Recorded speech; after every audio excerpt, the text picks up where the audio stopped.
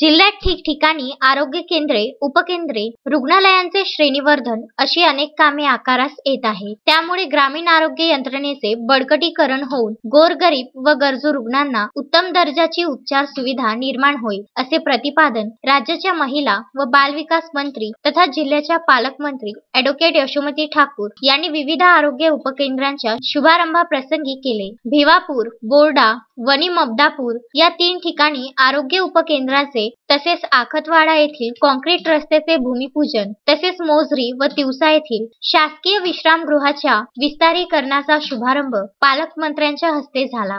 भिवापूर व बोर्डा उपकेंद्रांसाठी प्रत्येकी 75 लाख, वणी मबदापूर उपकेंद्र व इतर विकास कामांसाठी 1 कोटी, आखतवाड्यातील रस्त्यांसाठी 10 लक्ष, तिवसा व मोझरी शासकीय विश्रामगृहाच्या विस्तारीकरणासाठी प्रत्येकी 2 कोटी अशी सुमारे 6.25 कोटी रुपयांची तरतूद करण्यात आली आहे। जिल्हा परिषद सभापती पूजा आमले, पंचायत समिती सभापती शिल्पा हांडे, पंचायत समिती सदस्य अब्दुल सत्तार, भिवापूरचे सरपंच भारत जाधव, बोर्डा येथील सरपंच अतुल राऊत, वणी मबदापूरचे सरपंच मुकुंद पुनसे, वासुदेव महाराज, प्रल्हाद चव्हाण, तहसीलदार वैभव फरतारे, गटविकास अधिकारी चेतन जाधव आदी यावेळी उपस्थित होते। Vidarbha news bureau, Amravati.